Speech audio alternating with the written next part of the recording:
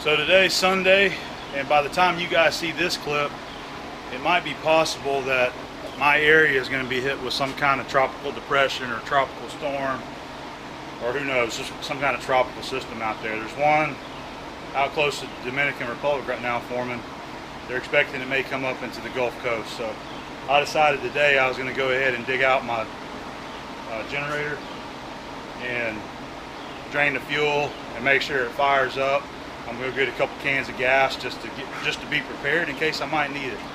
So it's been 2 years since I pulled this thing out and cranked it up. That's what I've been working on today. Nothing special, guys. It's just a Coleman 10 horsepower, and I got the fuel drained.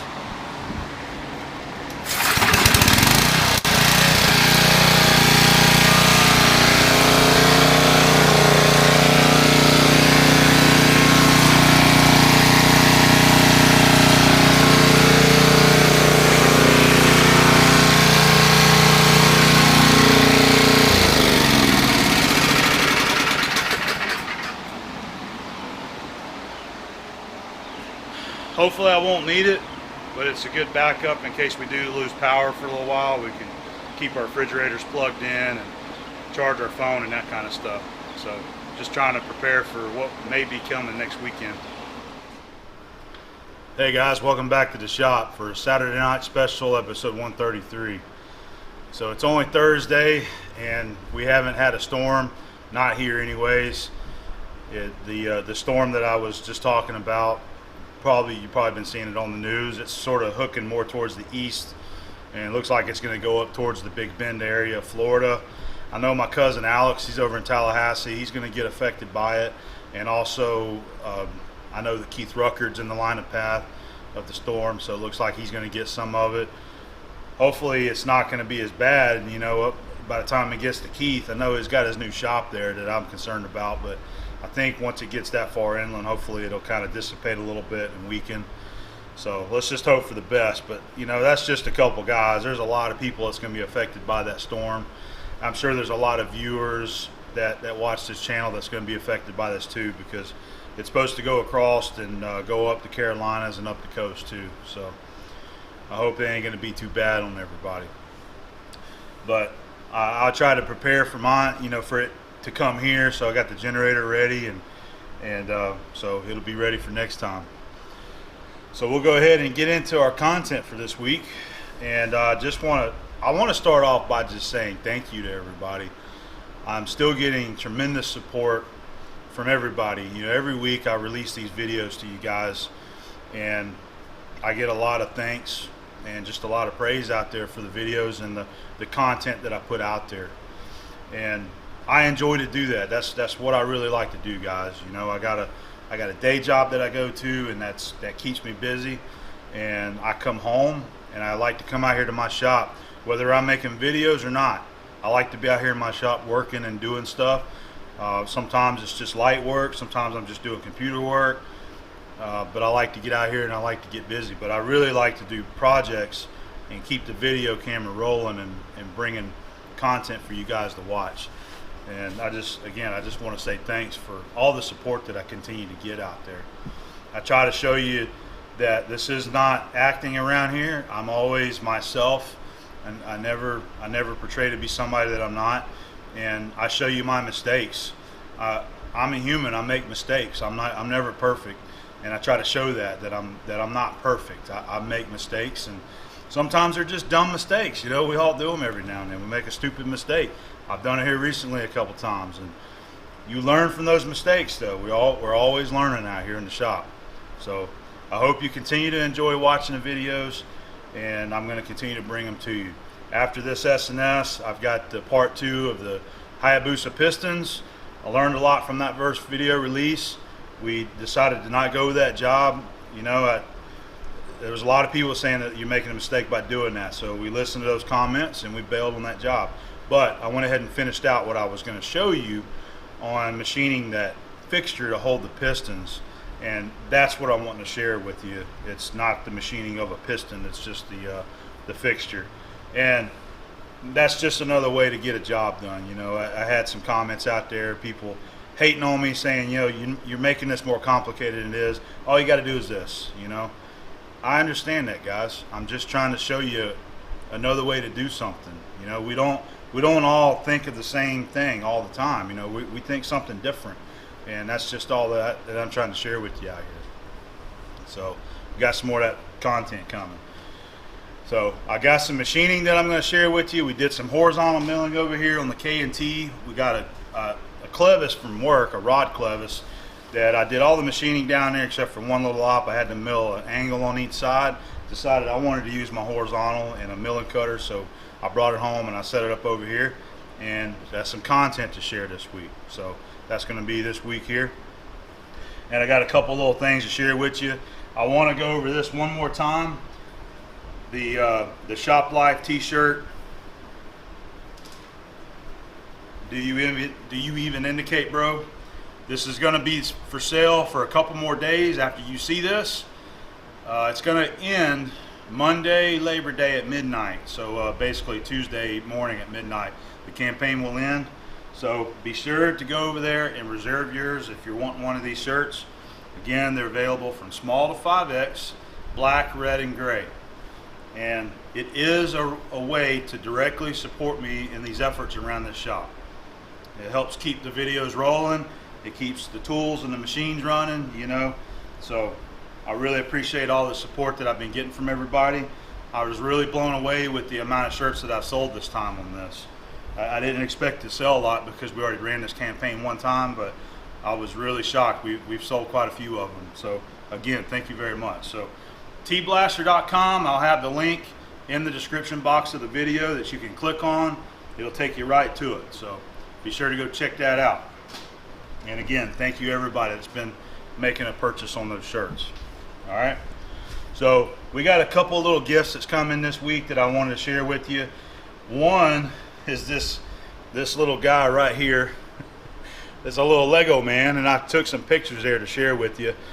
So after I showed my display case last weekend, John Saunders threw one of these in the mail and sent it to me for the display case. And it's got his logo, NYC CNC, on it.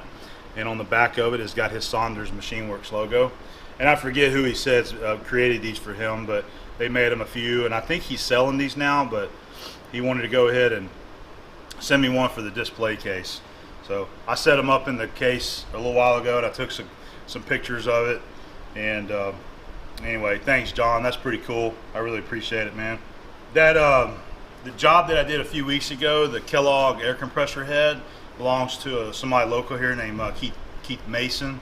And whenever he had come to pick that job up, he had a gift that he pulled out of his pocket, and this guy right here. And he asked me if I'd ever seen one before, and I said no. So Keith enjoys doing blacksmith work, and he's part of a group over in Baldwin County over in Alabama that does blacksmith work.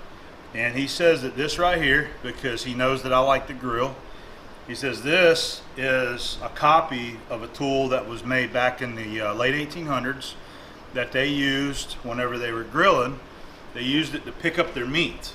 So you got a little hook on the end, and he said you can sharpen this so that, you know, it'll pierce a little easier. But basically they used tools like this where they would pick their meat up whenever they were going to flip their steaks or flip their meats or whatever. You hook it, and that's what you use. So he made one for me. He made this by hand out of a piece of square stock. So that was very cool. Keith, you know, he watches the video. Thank you very much again for this. That's pretty neat, and I'd like to give it a shot out there on the grill, see if we can use it, okay? And while he was here, he had also dropped off a handful of these TIG rods, and these are nickel, 55% nickel TIG rods. So he brought those to me. So we got some 55% nickel TIG rods here. And the last time that he had come, he brought a whole bunch of stick welding rods too. So I just put all those over in the cabinet. We might check those out another time. If you missed my newest episode of Shop Talk, I mentioned these inserts right here, these DNMG inserts that I've been using quite a bit in the videos the past few months. So I answered your questions about that. If you want to know more about those inserts, be sure to go check out those videos. The Shop Talk is a series where I'm taking people's questions and I'm trying to answer them. Questions about me, the work, the shop, all kind of stuff around here. And I usually take 2 or 3 questions and I make them into a video to answer those. So be sure to check that out, okay? We talked about the electrical power here, about my 3-phase power in the shop, and some inserts. So, all right, I think that's it. That's about it for right here in front of me. We're gonna go ahead and get to the machining, and I'm gonna throw some pictures in there after that to kind of show you the completion of the job and whatnot. And we might have a barbecue shot in there at the end. So I hope everybody's safe once this storm passes through, and I'll see you on the next video. So I almost forgot about this little segment that I wanted to bring you. I knew I was missing something, but anyway, we got some freshly repaired indicators that I just got back here this week from Mark Rakowski, and he is known as M.R Tool Repair. We've talked about Mark before in a past video, and he was also one of our event sponsors at the Barzy Industrial Bash, and offered everybody 15% for your first job that you sent in to him. So I've got some before and after pictures to share with you on screen, even some that he had took himself, and I'll kind of go over some of these indicators right here. So the first 2 that I want to point out, these 2 right here, I believe it was back in S&S episode 128. Michael Frost, a viewer of mine, sent these 2 indicators right here, and I said I was going to have them fixed, and that's what I did. So it's working just like it's supposed to now. We got a new crystal on it. This one we decided not to put the the back in there, make it look brand new. I kind of like the aged look there, and I like the size of it. This is the size that you normally see, everyday use, and this is a size larger than that. So that was one for Michael Frost, he had donated, and then this one too, and this is sweet. That's got a really nice classic look to the dial face there, and it's got the chrome plating on it. Just looks really nice. It's just a really nice indicator, and I don't know if I want to put this to real use out here in the shop. We may, but I think this one's going to go in the display cabinet, Michael. So this was one that I would like to use just because it's a little bit bigger. All right, this one here, I know that a viewer had given this one to me, and I could not go back and find who it was. I just didn't go back far enough, but this one also is an older one that's chrome plated, and Mark cleaned it up really nice, got it working nice and smooth. It is a 10th indicator, so every number is 1/1000th of an inch. Every line is 1/10 of an inch, or 1/10 of a thousandth anyway. So what was unique about that one is it's got the Kearney and Trecker logo there on it. So this must have been one that Kearney and Trecker sold with their machines, or maybe just maybe they give them away as promotional items. I really don't know, but that one's cleaned up real nice too. That might be a good one for this display cabinet.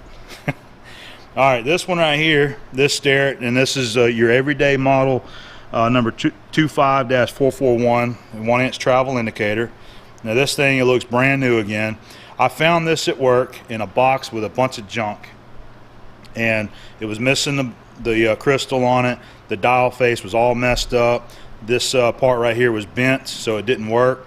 And I asked the guys at work, I said, hey, do you mind if I have this indicator? And they said, no, man, it was gonna get thrown away. So I took it, and guess what? I sent it to Mark, and Mark got that thing looking like brand new and got it working good. This is a different tip of mine that I put on there because I was actually using it the other day for something. All right, so there's that one, and then we got one more that I sent them, and this is one of these back plunge indicators, and I forget what it's called. The 196. So that's a Starrett 196, little back plunge indicator. This is one that I was using at work in my set, and it stopped working. It was real jumpy and like there was something in there in the rack. So I went ahead and just sent it to Mark, and he snapped a couple pictures of it, taking it apart and repairing it. So it's working just like it's supposed to again. And then just a couple more to highlight what I had already had him repair. Here is a couple Federals that I sent him a few months ago. This is a really nice looking back plunge style, Federal indicator. So he got this one fixed up. This one was one of my granddad's right here. He had to put a new dial face in there and a new crystal and then clean it up and get it working good. And then this was another old Federal right here that we reused the old dial face and put a new crystal on it and got it working good too. So these are some of the older repairs that I had done that just been put up. So I wanted to show you guys that, I'm trying to get some of these tools fixed. I got his card right here. There it is, M.R Tool Repair. And it's mrtool2010@hotmail.com. If you guys have something that you would like to ask Mark about, send him an email and he will respond. He's really good on responding, usually in the evening times. And he doesn't just work on indicators, by the way. He works on any kind of measuring tool.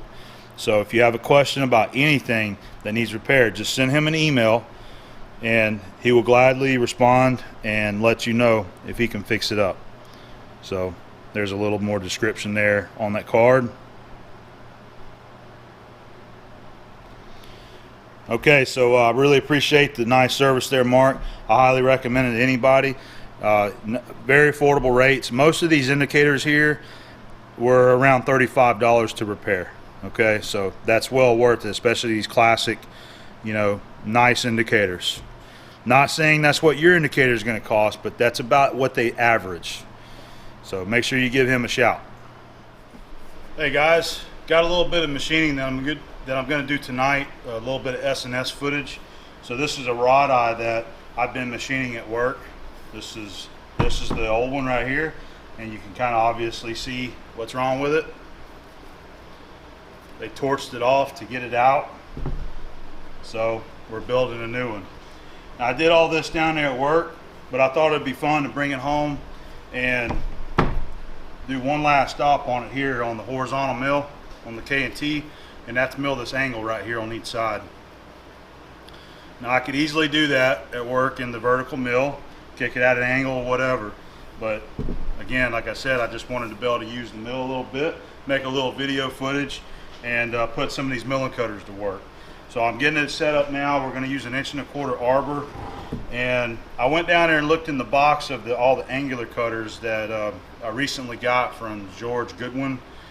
He had sent a box of all these angular cutters, and it would probably work, especially if I just stepped it over a little bit. It would probably work fine, but I would have to cut it in 2 steps because it doesn't quite cover the whole width of the angle there. So I'm not going to use one of those, but I got this other one, also another cutter that was given to me on a stub arbor.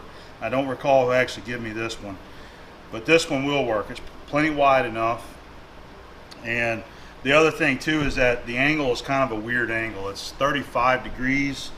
When you measure it this way, it's 35 degrees instead of it being a normal 30 or 45, but that's okay. There's nothing that's going to hurt this if I cut it more of a nominal size. So this is a 60-degree cutter, 30 degree per side. So we're going to go ahead and use this one right here, and hopefully just get it set, and we'll make one cut across each side. All right, so we'll get the mill set up and we'll get going on it.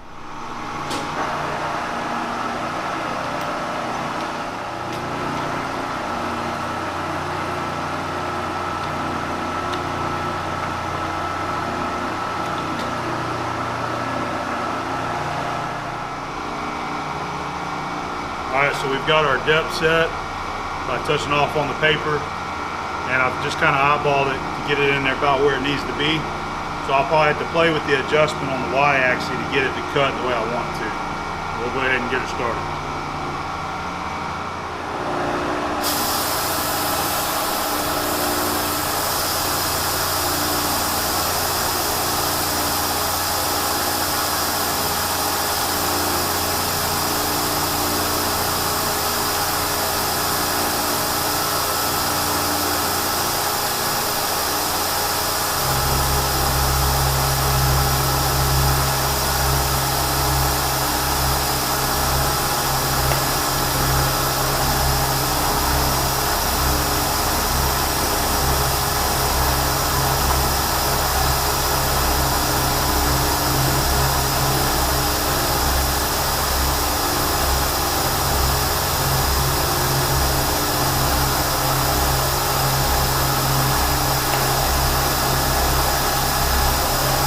just bumping the feeds, just watching the machine and seeing how it reacts.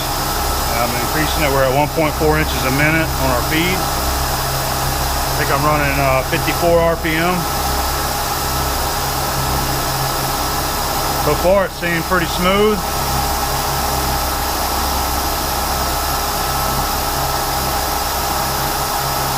Using both of the nozzles there, trying to utilize just having both of them.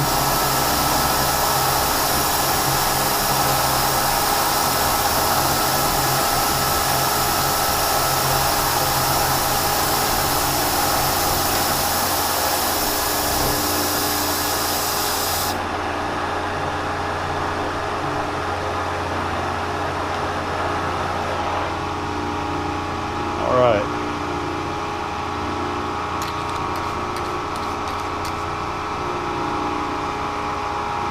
Yeah, she's doing pretty good. So I'll do some more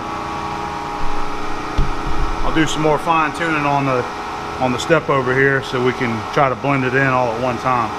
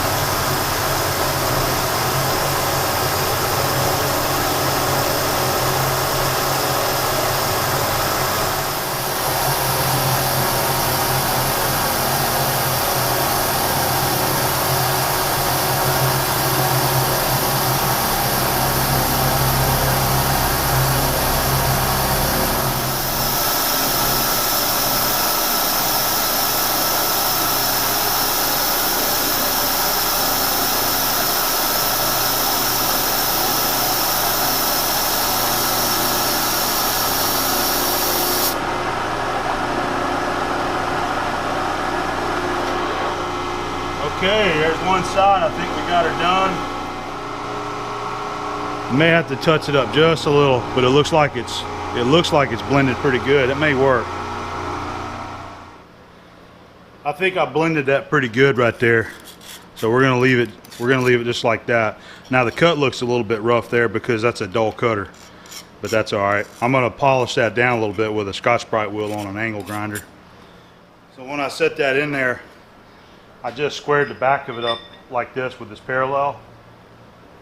So I should be able to flip it over and repeat that and bring it right back. I was trying to keep this as simple as I could.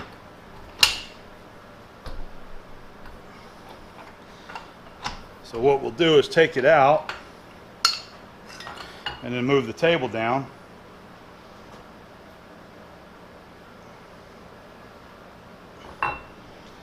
We got to move the table down to clear the part, and then we'll put her back in there. So you make sure that your vise is wiped out good, which I've already done. I'm just feeling it with my fingers to feel if there's any metal chips on there. All right, we'll take our part, wipe it off.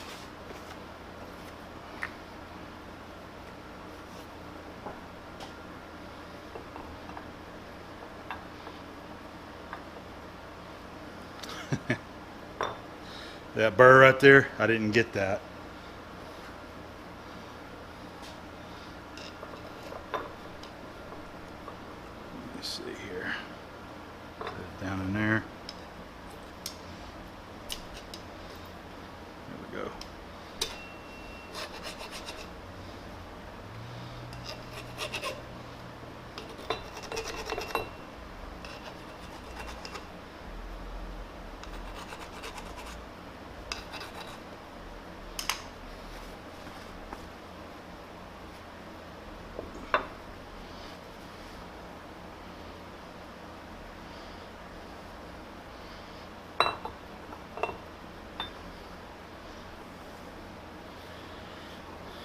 Alright, we'll take our parallel and I'll do it the same way I did the other side.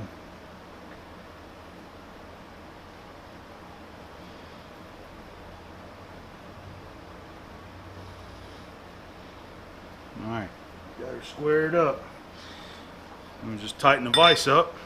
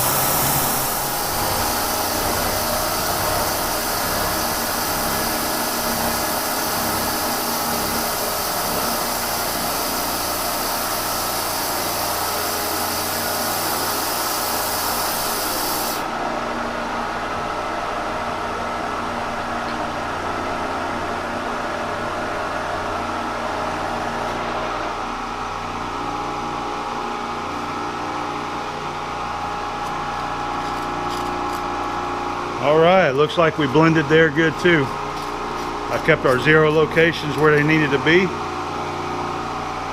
Good to go. That's it. We got this one finished up. Just some quick, easy machining. Get to use the K&T this evening. So the only thing that I actually got left to do with this is to press in the self-aligning bearing. I'll do that tomorrow. We'll get it pressed in and then just screw it on the rod and get painted. You got a grease fitting in there. It's bored and threaded for 1 1/4. I'm sorry, no, 1 3/4 12. And I did all the milling over there on the accurate work. I think it looks pretty good. I think it'll match up just fine. All right, guys, that's it for the machining for this episode. We'll catch you next time.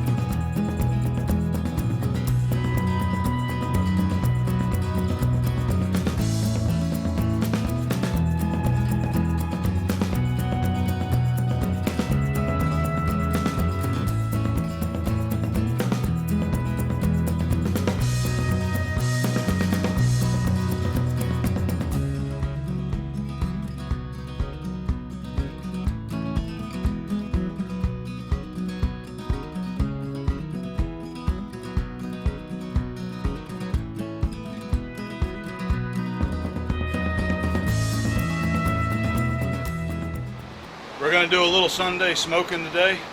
I got some more chicken that I'm gonna put on, and I'm playing with some oak wood.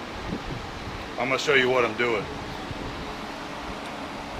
So I've been cutting up some of my oak. This is, so what I've learned through the internet and all you guys commenting on everything is that, you know, live oak is considered red oak. I guess the oak over in Texas, what they call post oak, is a white oak. It's just a little different in the family. So this is some oak that I've had. I got a stack of it out there by the fence there that I just use for, you know, winter bonfires out here in the fire pit. But you can use it for smoking too. So I've been cutting it up, and this is dry. I know a lot of people said, hey, you got to have seasoned wood. I completely understand that, and I agree. I know you can't use green wood that's full of moisture. So this is dry wood that was cut. I know it was split last summer, so I don't know how dry it is before that, but this has been seasoned well. So what I've been doing is cut it into chunks, and I just grabbed a couple pieces out there that were kind of squared off and would make good pieces for the smoker. So I got the chimney going right now, and just getting a bed of hot coals ready, and we'll put those in the smoker here in a minute, and we'll get the coals in here, and then I'll start throwing a little bit of this wood and get a fire going. So what I'm doing is I got my saw set up right here. This is my compound miter saw, and I just come over here and I just cut it up into a few chunks, and we'll see how it goes.